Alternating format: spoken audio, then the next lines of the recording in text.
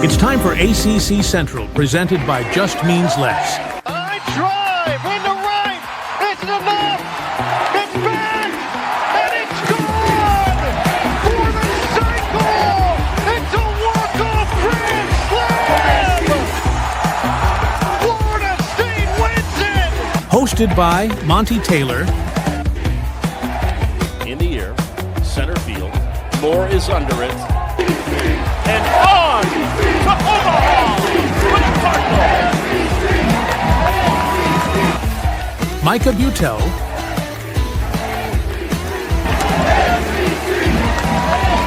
Fly ball driven into left field. Smith, does he do it? He does! A walk-off homer by Ken Smith. And Nick Dioli.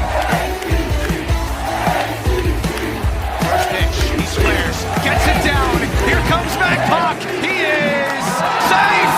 And Boston College wins. Fastball off the plate for 2 balls, 2 strikes. Monty just got landed on.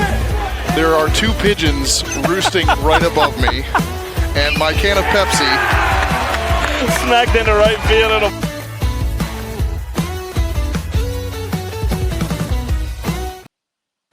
Welcome back, college baseball fans, to another episode of ACC Central. We continue our deep dives. We are just less than a week away. I think 3 left. Yeah, it's today, tomorrow, Wake Forest on Monday, and then we get some more preview shows. I'm joined by UVA. It's a love-hate relationship for Micah. UVA fan, UVA hater. Depends on how they're playing. He's joining us, and then Nick Dioli, who he just exists. Guys, thanks for joining me. I'll probably just exist for this show because I know you two are going to be. Let me put you on mute.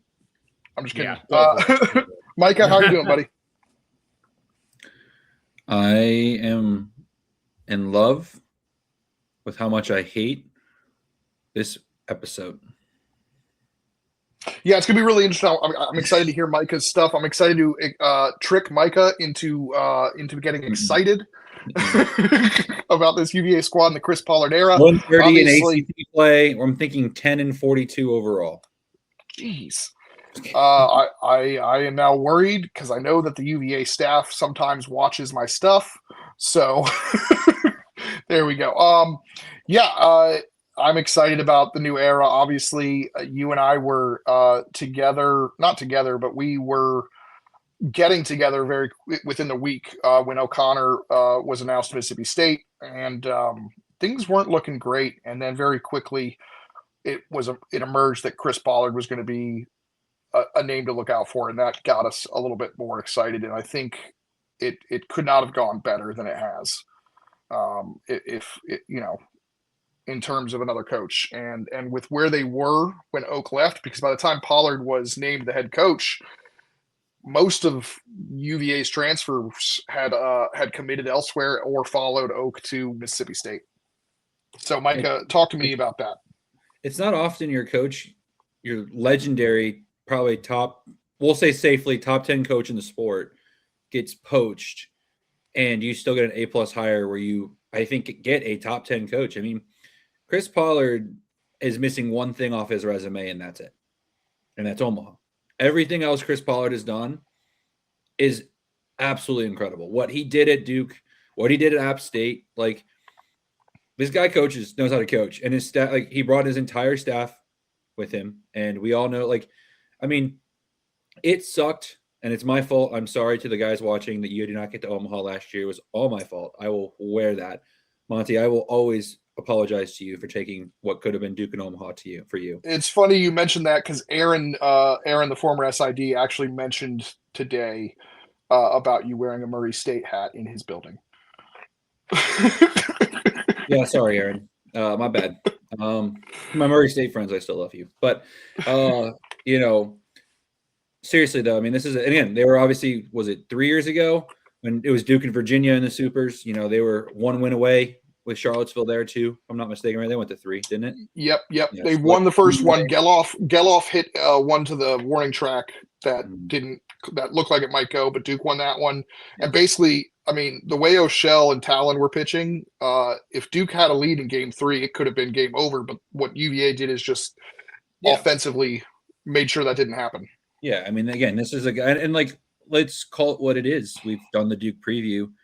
I mean, it's one of the toughest jobs in the conference. I mean, just purely based off the academic rigor you have to already deal with. I mean, you have a facility. Let's be real. I mean, Pollard is upgraded in facilities. I mean, Virginia's facilities are one of the best in the country. And again, you've got history there where, the fact that Virginia, who missed the NCAA tournament last year, lost their coach, lost pretty much every name from that roster last year. I mean, they lost 80% of it, did they not, Monty? I just gone. Wolfolk's gone. Hansen's gone. We're about to get into it. Gone. Ford is gone. Teal's gone. Becker and Didewick, and then a number of other like smaller picks. Yes, from last year's key contributors, you have 2 left. And and you could argue that Didewick wasn't a key. Some of the bigger names are gone, like Henry Ford, biggest name probably of all of them, gone. And I remember sitting, Monty, in Omaha together before Pollard was announced, and I was like, will I ever be able to not love Virginia baseball again, but like, when's the next time I feel like I might see Virginia here in Omaha? And we just saw them the year before. And here I am, and here's not just us, but most of the country. The Diamond Report, top 20 team. D1 baseball left them out, which was kind of surprising. That's the only one, and I can explain. I think I know where D1's coming from. From what I understand, though, UVA might have been like number 26 on their list. Yeah, they were. According to D1, they were 27. West Virginia was 26. Okay. So but again, like the fact that we're even in that, having that conversation after what happened, is a testament to what Chris Pollard and his staff is. First off, but secondly, like what this Virginia program is. I mean, Monty, I feel pretty safe to say that I don't think Virginia is going anywhere, which, I mean, to be honest, all they had was Brian O'Connor historically. So it was, again, a very scary spot to be in as a Virginia fan who was like, again, the program was about to fold before O'Connor was hired. I mean, I was starting to wonder if this is going to be the most historic relic I've ever owned in my entire life. But do you have a 2014 UVA national championship shirt? You do, don't you? Because we both bought one. There we go. I've got mine. Yeah, you heard I got to pull out the UNC one. I forgot you bought that. When you said that, I was like, "Yep, I got both those." Yeah, but yeah, no, I mean, it's a great hire, and they've continued to bring in a big time recruiting class to start.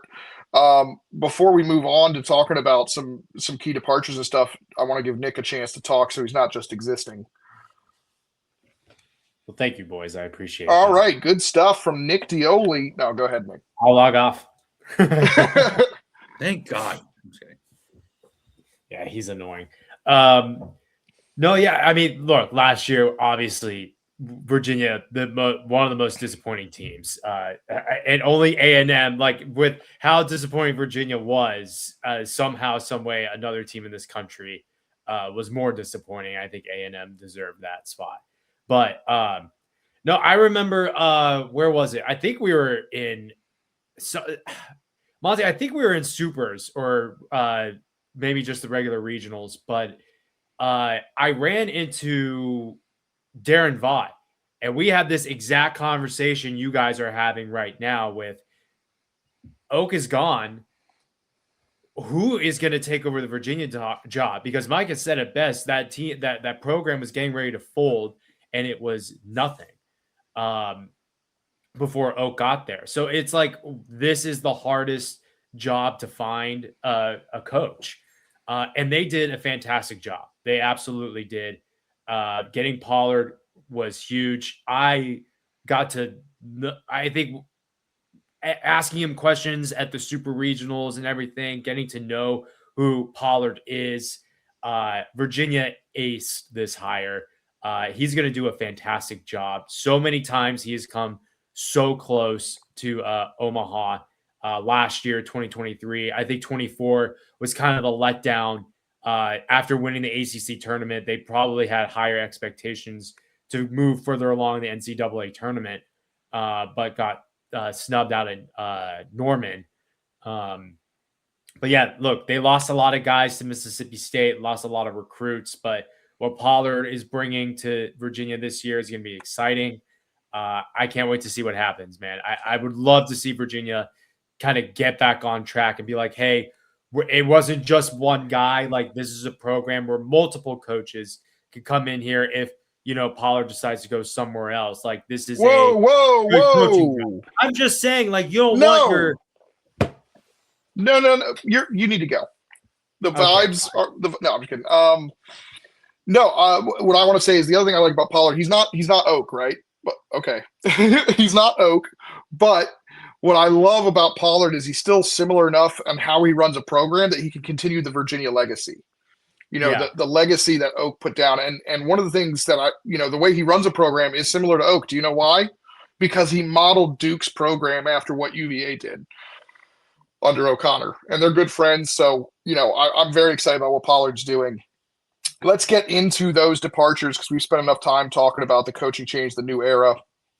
Mike is long-winded, we know, but we love him for it. But let's take a look. I could not quite fit everybody on this screen, even with little font, in terms of the departures.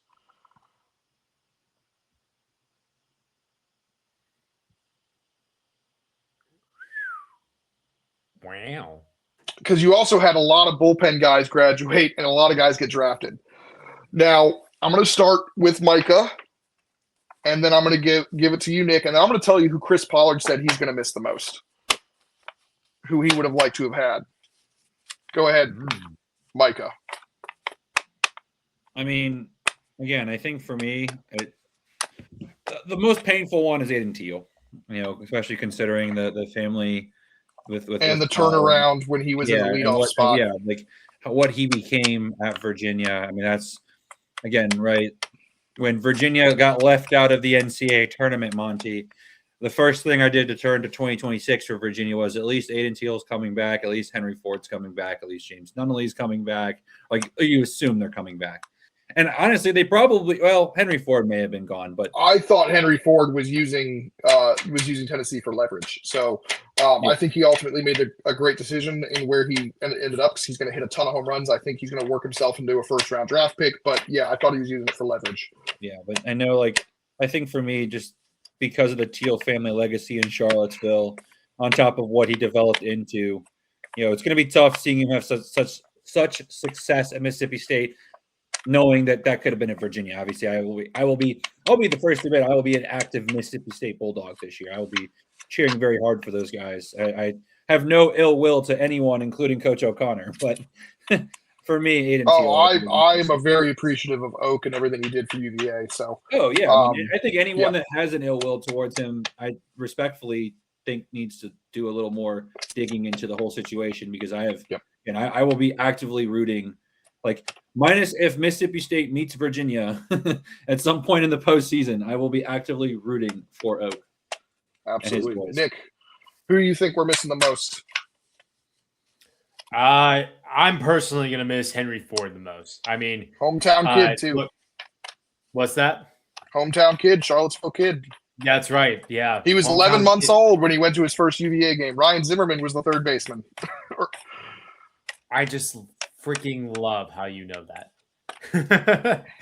I'm gonna miss Henry Ford on this UVA team. I mean, he just kind of embodied Virginia. He was the captain. He was the kid. He was everyone that you kind of looked at.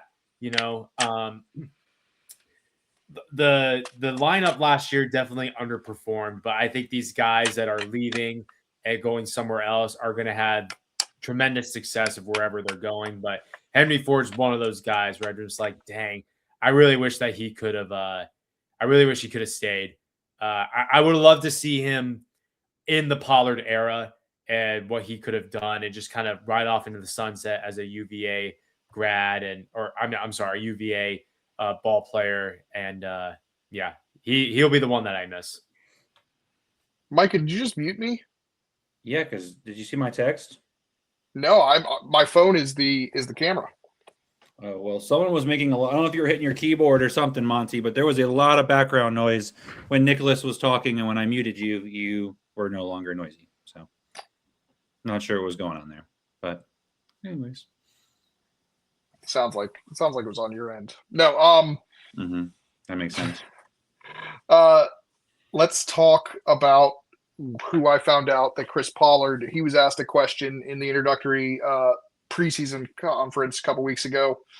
He was asked what player he might have liked to have, been able to coach, and it makes sense because it's the one guy they thought they were going to have and ultimately got drafted, Luke Hansen, who got a haircut, by the way, right before he got drafted, which was stunning to see without the golden mane there.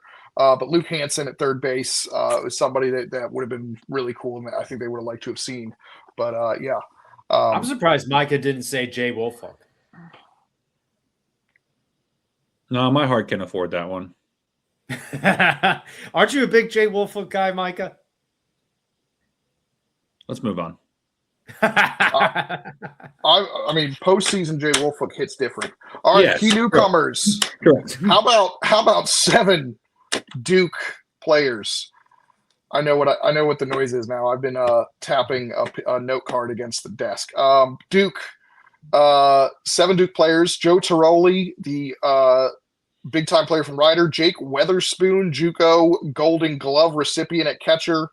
Lucas Hartman, who should be a fan favorite. If you guys have followed me, I'm a Hartman stan.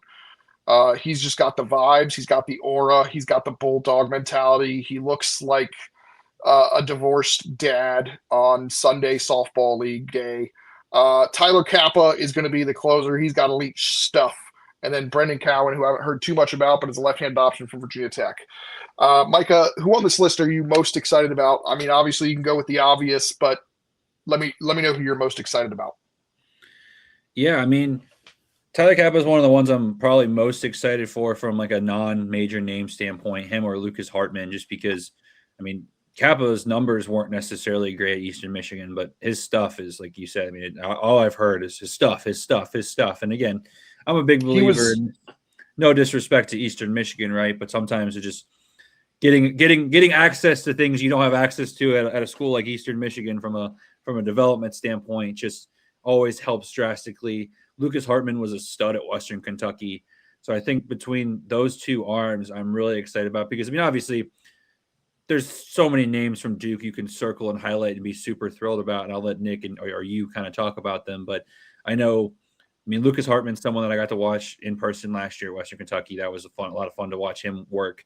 And then obviously, again, like Tyler Kappa was a name when I saw it come across our screen. I was like, okay, this guy's got to be really, really good if he's coming from Eastern Michigan to UVA. And then I looked at his stats. I'm like, these stats kind of stink for someone coming from Eastern Michigan to UVA. And then I looked more into it, watched some stuff, and I found some random like draft prospect guy that lived up in the Detroit area that went to a lot of Eastern Michigan stuff that just kept talking about like how nasty his stuff was. And then obviously Monty, your notes got similar stuff. And I was like, you know what? I'll buy in on this staff getting the best out of him and making him something special. And again, he was asked to do a lot more, I think, too, at Eastern Michigan than I think Virginia. Like you said, hopefully he's just coming in and close a game out for an inning. Maybe he has to work 2 innings, but he's not. I don't think the expectation is necessarily to work him 66 innings like he did at Eastern Michigan. Yeah, he was in a starting role, and I think they left him out there a lot of times longer than maybe they should have, just because he was the best option, even when he was not necessarily pitching that well. But yeah, the stuff is elite. I mean, I was blown away by what I saw in the fall. You know, for somebody who's not at 100, you're not at 100% in the fall, like when you're scrimmaging, or you shouldn't necessarily be. And to see where he was and where he could be is just, his stuff plays up big time at the back end. And then Lucas Hartman, like you said, I mean, I mentioned he was a Bulldog. I think the comparison I made with Pollard was he's going to be the guy that they used at Duke, like Bielenson or Reed Easterly last year. And he mentioned specifically 2023 Charlie Bielenson, who I think set the Duke record for appearances. That's the kind of guy Hartman can be. That, maybe they don't have to hide his cleats like they did with Bielenson, but he's going to be itching to pitch every day. Nick? I'll go with just the obvious answer and just Noah mention him. Murray. Yes.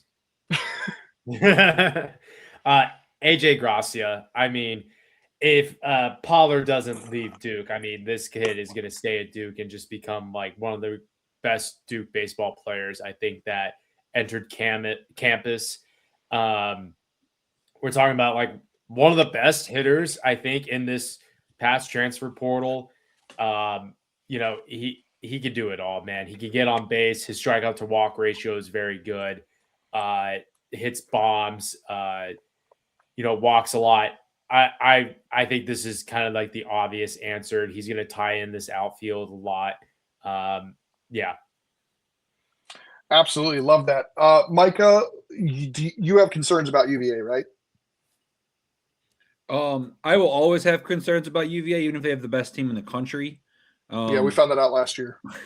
And of course, you ended up being right. And then I believed. So never again. If you have concerns, where would they kind of lie? You're trying to use you as a segue here. Yeah, I mean, I think it lies to the pitching staff. I mean, so go ahead. Next slide, Monty. Let me tell you. Perfect. Let me tell you why you shouldn't be concerned. Kyle Johnson. Hold on. Before you do this, Monty, I need you to look me in the eyes and tell me, as we are, I would like to think we are friends. You are not lying to me to make me happy, right? I am not lying to you to make you happy. Kyle Johnson is back. Kyle Johnson is going to be the best he's ever been. He's going to take over the ball on Friday nights. His velocity is up.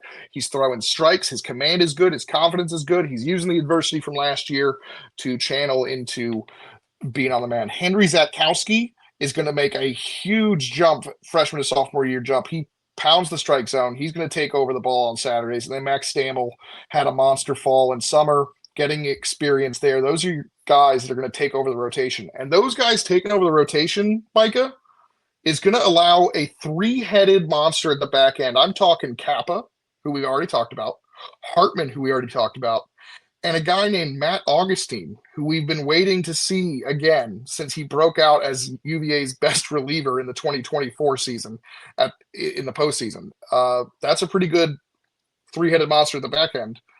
But then you didn't even mention Kevin Jacksell or Charlie O'Shell. I know, I haven't gotten there yet. But that pushes those guys into other spots. I'm ruining it for you, Monty. I'm stealing some of your thunder. And then you've got some key freshmen. Noah Yoder. Monty. What do we have? Key what? First years. Thank you.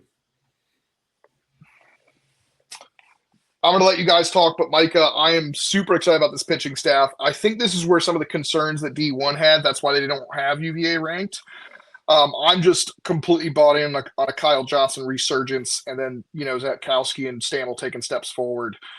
Big on those guys. And if those guys can take that rotation, it really sets up the bullpen nicely to kind of work that magic there throughout the high leverage innings. And I feel like that's an Omaha caliber team if those three guys can solidify the rotation. Yeah, I think for me, Monty, I did this the other day when I was just kind of looking hindsight 2020 from 2025 just in general. And I was thinking about, okay, like the way Duke's season ended last year. If we just take these three guys, right? Zatkowski, Stammel, and Johnson, you say they're still at Duke. They still are wearing the Duke uniforms. And mindset is they were one win away from Omaha last year. Are we not saying that staff can get to Omaha? The answer is yes, we are saying they can get to Omaha. So now I have to then take that mindset and apply it to Virginia, where my brain wants to go, I will refuse to believe, I will refuse to believe, I will refuse to believe. But you're right, Monty. Like, there's genuine reason to believe that. And again, you have always been spot on when you were covering Duke with this staff. So I'm going to fully believe you to be spot on again when you're covering them as Virginia guys now. You're setting me up. You're setting me up, though. Micah cannot wait to, he wins either way. Either UVA is good, correct, and I'm right. Correct. Or he gets to yell at me all season. I get to tell Monty that I'm never listening to him again. So it's a win-win. Virginia preview show. Monty will be required to watch instead of be a part of said show. But no, I mean, like, and again, Monty, like, there are so many arms. Again, like Kevin Jacksell returning for Virginia gives me so much reason for optimism, because that was going to be a key piece, if Brian O'Connor was obviously still the head coach. Charlie O'Shell coming over. His numbers last year obviously didn't necessarily pan out to what we thought, but we know what he's capable of. I mean, there's just so much to be excited about. And I mean, I've heard good things about Brendan Cowan as well, coming over from Virginia Tech. Like, I don't know how much you've heard of that, Monty, but if he can take a step forward, I mean, obviously he struggled a little bit at Tech last year in his few appearances, but again, this is a team. And again, with all the first years, I want to think that one or two are going to be key contributors in 2026. Yes, there's question marks. Yes, like, I think it's fair to believe, right, that, like, I don't think Virginia is going to Omaha based off what we know right now. But to think that they can get to Omaha with this staff, absolutely. I've got him in Omaha. I will say, you know, there is a slight concern here when you put all three of those former Duke guys in the weekend rotation. If you're looking at the screen, that leaves just two left-handed guys that we know of in the bullpen. Yeah. Which they're very aware of. If there was one thing they wish they had more of, it was left-handed pitching, because they've got Campshire and Cowan. And Campshire was somebody who we saw, he's obviously a graduate guy, but he's somebody who typically was like a lefty specialist, one guy at a time. He might have to get full innings now. But yeah, the first year arms, I'm super excited about Yoder, Stroman, and Payon. But like, those guys, they have the highest ceiling, but they might not be the most ready guys. I know all three of those guys kind of didn't really get ramped up in the fall. I think Stroman made an appearance at the very, very end. The other two didn't pitch live at all. So they're coming around slowly. But Lucarelli, Stewart, Worley, Schulman, Pryor, those are guys that might have a chance to kind of contribute early. But, you know, it's a deeper pitching staff than maybe you thought originally. But Nick, talk to me about what you think. Are you in on this Virginia staff? And if not, leave. Wow. Would you have said the same thing to Micah with how negative he can be about this program? Yes, but it's his show. It is the Virginia show. Calling it my show is not good for my ego, Monty, but thank you. That's true. You do have. We need to rein that stop in. feeding that. There's enough people that feed that ego. I wanted to say it, but geez, come on now. We don't need that. Yeah, I think this staff is really, really good. I mean, I think Micah I think Micah said it best. If this staff was back on Duke, why wouldn't they be like an Omaha favorite? Why wouldn't they, you know, have a chance to go back? And they obviously do. I mean, better facilities, better everything overall. Yeah, I think this is a really, really good staff. I think the relievers have a lot of potential. One guy I wanted to talk about was Matt Augustine. We talked about how he was injured last year and he's coming back. I think that's huge. A guy that's been with the program for a little bit. I'm really, really excited for these relievers. Yeah, I mean, it's funny because even in UVA's 2023 and 2024 College World Series teams, especially the 24 College World Series team, because Micah would constantly talk to me about the bullpen. It's going to be nice if they can really solidify that back end with Kappa, Hartman, and Augustine, because that's going to be a really exciting group back there that we can have confidence in. And I'm just going to have fun watching Lucas Hartman just for the vibes. Here's a look at that potential staff with Kyle Johnson there in that ace role. He's going to pitch on Friday nights and then DH and play right field as well. He's going to play as much as he can because it may be his final season in college, his final season to hit as well, because we know that his pro prospects lie with his arm. And then you look at that pitching staff and it's got some dudes. You know, somebody we didn't talk about, Drew Conan and Joe Colucci are two guys that can, you know, provide some innings. And then Michael Yeager is a breakout candidate who had an awesome summer and fall, who could be a midweek guy. But I'm just really excited about this pitching staff. The more I think about it, the more I look at it, it just gets me more and more amped. And I believe in Kyle Johnson having a resurgent season. And I think that's going to be the big reason why Virginia is good.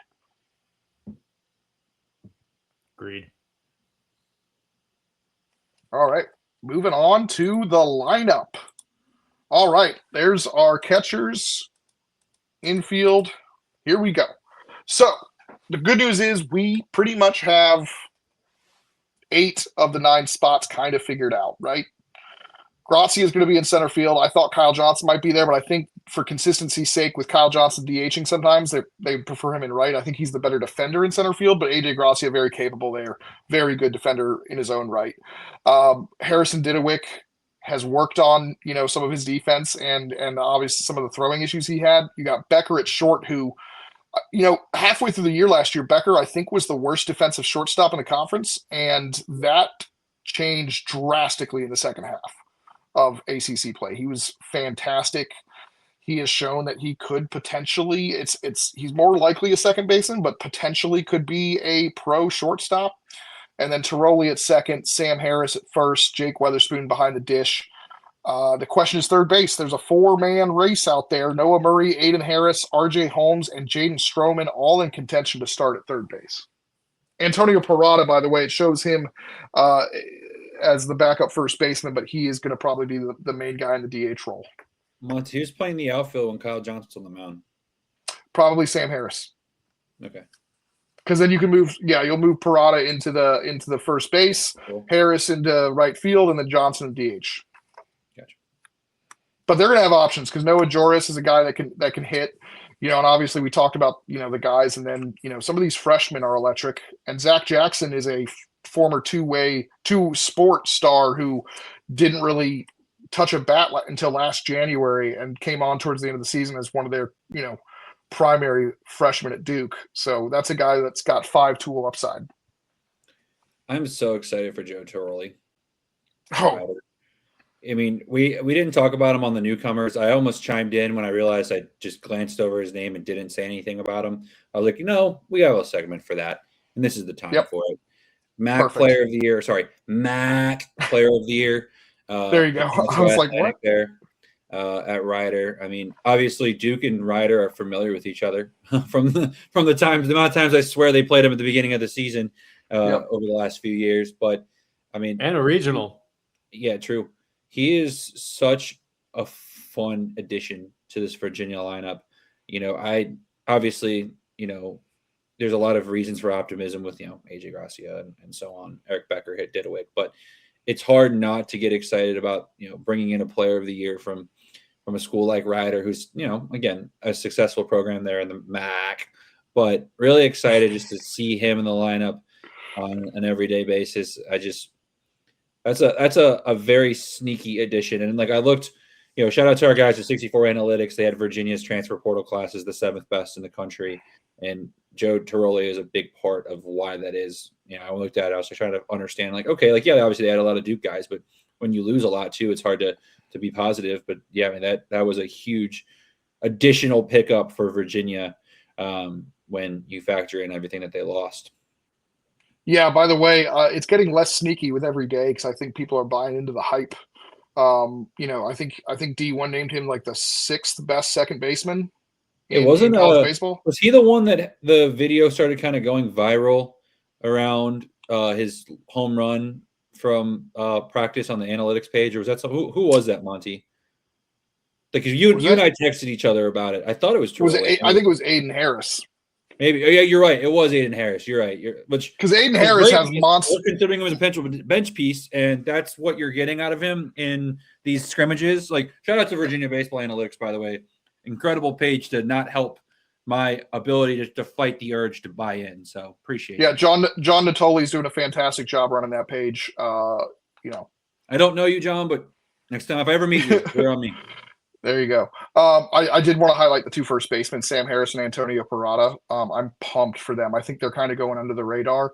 Antonio Parada, I think, was somebody Oak talked about in the fall of 2024 when he was coming in there.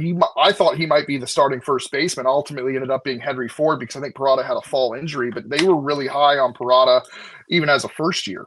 And now he's finally getting his shot. In terms of the vibes, I'm told that he's been the successor to Anthony Stefan, and it must be something about the Italian guys because Toe, as they call him, it has been one of the vibes guys, one of the clowns there, in terms of kind of keeping the team loose. But Nick, talk to me about who you are kind of highlighting. I'm going to highlight, I guess, two of the guys that are coming back because they stayed. They should get some flowers. Eric Becker and Harrison Didowick.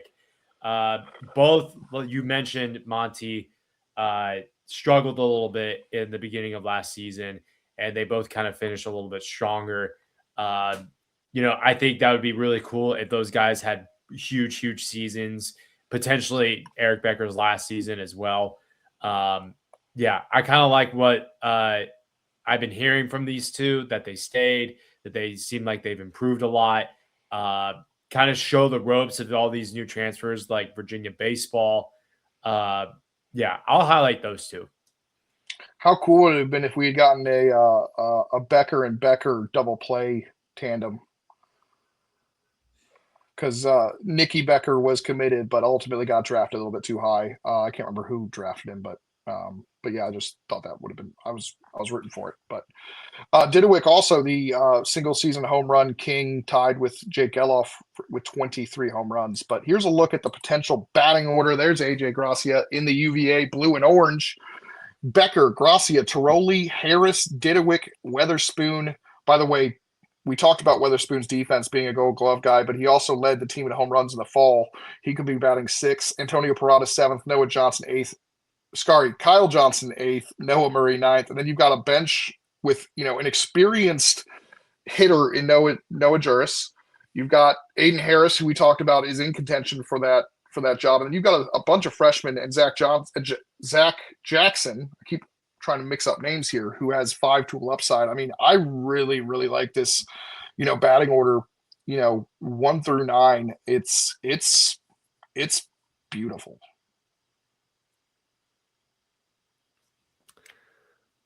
Mike, are you in? Damage. I plead the 5th. I got you convinced yet? Hold on. Let me take my Virginia hat off for a second. Yes, I am in. Okay, I'm back in now. Back to me. But no, I mean, this is like, again, you tell me that this is Duke's like team. You go, hey, this is the lineup. Obviously, I mean, Becker and Didowick probably don't transfer to Duke, but we'll just play the game. That those are the two transfers. I will say that Duke finished second in Becker's. That's true. We'll just say for the fun of it, this is where Duke transfers to, right?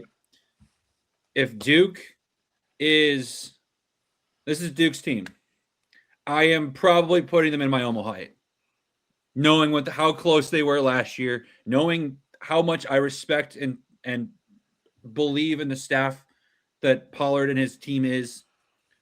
So if we're doing that, if we're playing that game and we're removing the fact that this is now my favorite team who I'm always so pessimistic about with every single aspect of my life, yes, there is so much reason to be excited about this lineup.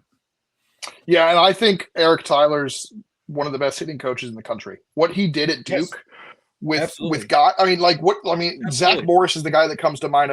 I think Zach Morris had like 7 home runs and like 280 batting average at VMI. He comes to Duke, and that's a major jump in competition, and has a monster season. I mean, that's just kind of indicative of what Eric Tyler was consistently able to do with guys from lower levels coming to the ACC and actually being better than they were in the mid-major conferences. I mean, I remember because obviously shout out our dear friend Jake McKeever and his love for Wallace Clark, like the step forward that Wallace Clark took after transferring over. I mean, it is what incredible Eric Tyler has done at his time at Duke, and I obviously hope and expect the same thing when he comes over to Charlotte, or now that he's over in Charlottesville, excuse me.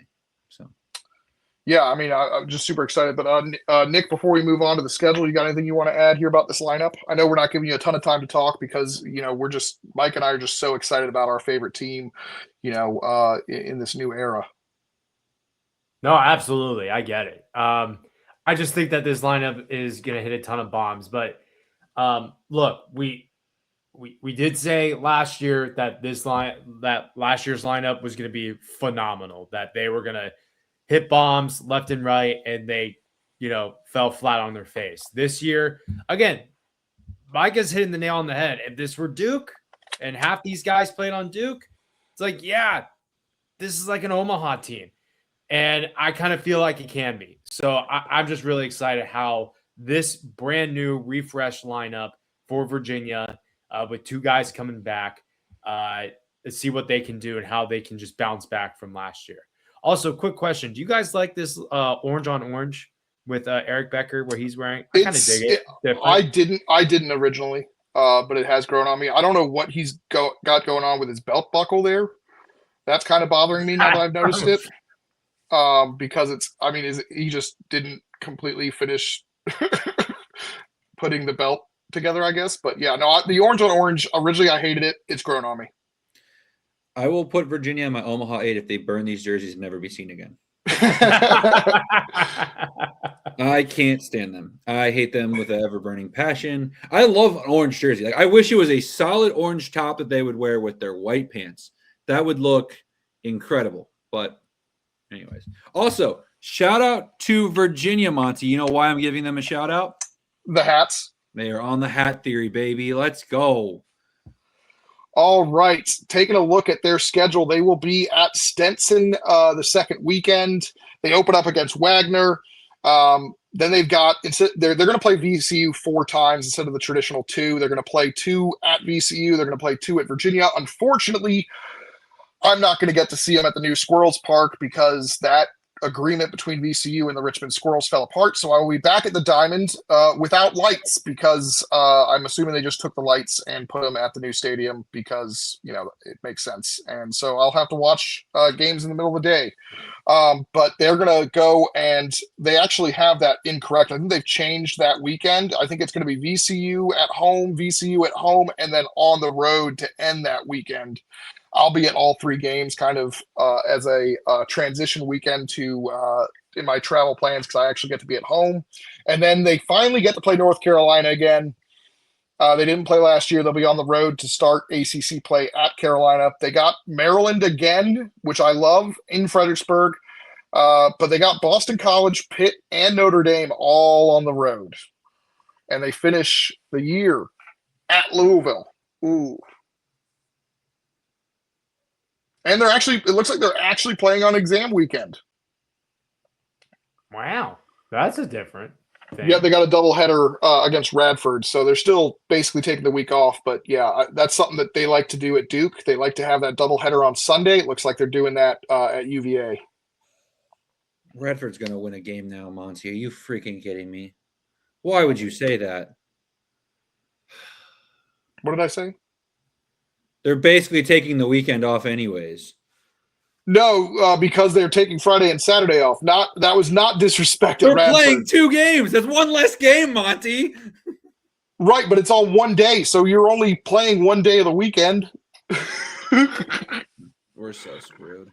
And I meant to say taking the week off because that week between William & Mary and also, Radford. Monty, I'm sorry, but I'm not getting over the absolute mind F you just did to me with the whole VCU not having lights thing. I thought I was about to call you out on it so hard. And then I just went to their schedule. They don't play a single game past 3 o'clock. So I told you they That's took not the lights. Normal. People leave their lights, Monty, at the old stadium. I've worked at 2 places that built new ballparks. We didn't take the lights from the old ballpark. All right. Well, then I was wrong that I said that it's a normal thing and it makes sense. It doesn't make sense, and they did it. I don't know where the lights went. I don't know. I was like, huh? I did know for sure that there were no night games. There are no lights. I don't know where the lights went, but they did have lights. They don't anymore. That's going to hurt the attendance for the Virginia and Virginia Tech games at the Diamond because those are big. They get 5,000 people in the stands for those two games. I was going to say series, but 2 games that they're not necessarily going to get because people will be working at 2 or 3. Yeah. This is a drastically different schedule than last year. That's for sure. From a non-conference standpoint. I mean, obviously no big trip like last year was Round Rock and even they got Stetson, but yeah, but I mean, Stetson, again, I have them as an NCAA tournament team. I think they're a very good team, but that's not Oregon State. That's not Oklahoma. That's not, nope. even and remember, the year before was the Jack's College Classic. Correct. So drastic difference there. I mean, VMI, like Wagner, like those are teams that are programs that are taking steps forward. Like Wagner is a team I think that's going to can contend in the NEC with LIU. That's probably the top dog. But again, like we all know that means a 4 seed in the tournament if they were to win their conference. So, it's not a drastically difficult schedule, but I mean, Charlotte's a sleepy game. I know one of those is in Kannapolis too. So that'll be, that's right. Cool. But yeah, so one's a road game and one's one's a road game. They're both road games, but one's neutral. Yeah, correct. But I mean, Maryland should be given like there's not like that big ticket non-conference that you're circling, right? And I mean, again, the ACC schedule kind of beneficial. I think getting Florida State at home, getting Clemson at home, like those are obviously two teams that I mean I think are Omaha contenders. You're getting them at home. Wake Forest at home is nice. Of course, going to Pitt scares the living he's out of me in April. But schedule-wise, not overly difficult. Last time UVA went to Notre Dame, they were swept. Thanks for the reminder, Monty. Really appreciate that. Estevan Moreno's first 3 home run game of his career as a freshman. I will say, how kind of funny is it that Virginia is literally just hitting the 4 most inconvenient ACC teams, and by most inconvenient, I mean the most northern ACC teams on the road. You notice that? Louisville, Pitt, Boston College, Notre Dame, 4 most northern teams. All Trust me, the UVA team has noticed it. They've noticed that they have to go to Pitt. By the way, Pitt during NFL draft weekend, by the way. So that should be fun. How many times are you going to mention that you're going to go to the NFL draft, Monty? I might not. I don't know. I just mentioned it was NFL draft weekend. Sorry. But yeah, I mean. He complains about us, Nick, talking about football too much on our show. When did I complain? And when? Never mind. Monty. I don't get jokes. But yeah, the Charlotte one is a very sneaky because I know there's some people that are picking Charlotte to win the American, especially right before you open up ACC play too. Yeah. I'm going to assume they're just going to stay down there. It must be spring break. That's what I'm thinking. Yeah. So, but yeah, Nick, what are your thoughts on the schedule before? I mean, did you get a chance to talk before we talk Outlook? Yeah, I think the home schedule is huge for Virginia. I mean, you're getting all pretty much top ACC teams on your schedule besides Carolina and Louisville at home. I mean, in terms of a fan, like, oh, yeah, I want to see Clemson. I want to see Wake. I want to see Virginia Tech and Florida State. So that, as a fan, is going to be a lot of fun. They don't have to go out west, which is huge. Cal gets to come to Virginia. That's also pretty big. I think this is going to be a very, very fun schedule for Virginia. I think it's a very favorable schedule. Look, they have to go up north, but I mean, I get Pitt is scary in April and Notre Dame is scary in April, but it beats, going down to Florida State in May where things are really getting intense, or Clemson in May where things are really getting intense. So I don't know. Yeah, you never know. I think the pressure is on more for when you go on the road to a cold Notre Dame team that people expect you to win, and if you don't, Notre Dame might be playing looser. I think there's something to be said there. Yeah. I am happy though that they get to play Carolina right off the bat. I think that's an exciting start to ACC play for both teams. Although, wait, Carolina opens up with someone else. Do they open up earlier? No, I thought they did for some reason. 6th to 8th is the first weekend. Gotcha. Okay. But I think that's exciting for both teams since considering they're, have Omaha expectations and they didn't play each other last year. So I love that they're opening up against each other. Yeah, they're a fun series. All right, let's talk Outlook. I'll go first because I mentioned that they're one of my 3 teams that I've put in my Omaha 8. Them, North Carolina, and Georgia Tech. Obviously, I think there's 10 to 11, 12 Omaha caliber teams in the conference, but those are the 3 that I've picked because I was forced to pick. And those are the guys I'm going with. I believe in the Kyle Johnson resurgence. I believe in the lineup. I believe in Chris Pollard, even though it's the first-year coach thing, but it's not the same. It's Chris Pollard. He's going to break the door down, get to Omaha first year. Micah? You're muted. I had to cough, and there was a train going by, so I comboed that. Nice. Mute button did win. I thought I was going to escape it, but I didn't. No. As a Virginia fan, obviously, I'd love that. I will be a little sad if Pollard does it year one at Virginia because it's going to write a story that it's not possible at Duke to get to Omaha, which I don't think is fair, but I'm sure that narrative will sneak around there somehow, especially you don't get to do that when you wore a Murray State hat in their building. And no, you don't get to do that.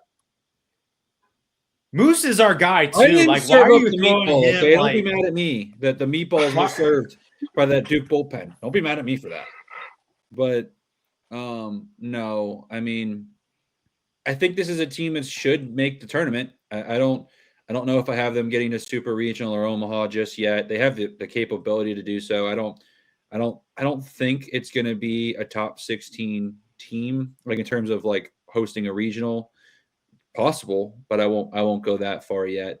And unfortunately, I don't think I'm going to know a whole lot about Virginia in terms of if they're actually a legitimate contender for much in the ACC until they actually get to ACC play, because that non-conference schedule to start, like the only thing we can learn from that is that they stink if they struggle.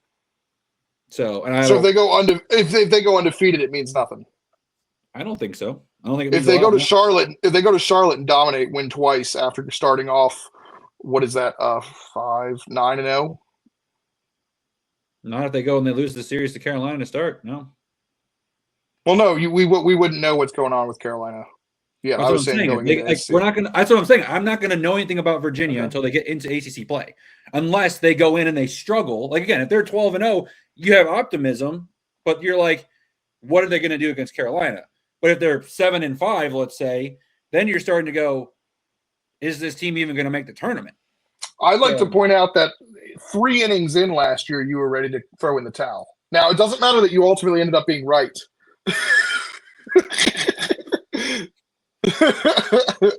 Monty, But anyway. all you have to do is just bring up 2024 because he had the same that's true. And I told him, and I ended up being correct. So yeah. But anyway, I'm just mad at you because you talked me off the ledge not once, but twice last year, just for the same result. So you made me suffer longer. If Evan Blanco and Matt Augustine were healthy, that changes everything. No, it does. It does. No, yeah, but I mean, I think that was a big factor. I think realizing that, not knowing Evan Blanco was going to have the year he had and Augustine was going to be out the whole year, I think that changes everything if on paper. Although the lineup didn't do as what we thought it would do either. But Nick, talk to me about you picking them to make the NCAA tournament, host regional, go to Omaha, win the national championship, and win the World Series. The College World Series, yes. Yeah. Yeah, I think, and the World the Baseball Dodgers Classic. have never done, which is beat the Giants, or the Giants never done is beat the Dodgers. That's what he's actually saying. You watch your mouth. I'll end you. I'm not even joking. I lost my train of thought. You can't talk Giants Dodgers like that. You can't. All right, that's gonna do it for Virginia. We'll be back tomorrow night with Virginia Tech. I'm just kidding. Go ahead, Nick. If you've regained it. Look, I think Pollard's going to do it. I think he's going to get this team to Omaha in his first year. I keep thinking about, if Link Jarrett could get Notre Dame to Omaha and get Florida State to Omaha after, an abysmal season his first year, that there should be no reason why Pollard can't do the same, right? Like, seriously, I like what Jarrett did at Notre Dame, and it had a really bad year, and then which we all kind of expected, and then get Florida State to Omaha. Why can't Pollard do the same? He almost got Duke to Omaha. He's got a facility now. He's got like all the resources he needs. He's brought his players to Virginia, which Link Jarrett did not do from Notre Dame to Florida State. I think he can do it. I don't understand why you needed to make that kind of a comparison. By the way, Notre Dame historically a good program. Duke was not much of one before Chris Pollard. So just want to throw that out there. I mean, you just ruined my whole entire theory, so thanks. My bad. All right, so We'll be back tomorrow with Virginia Tech, and I'll explain to major Hokie fan Micah why Virginia Tech is a regional hosting potential team. We'll be back, but until then, it just means less.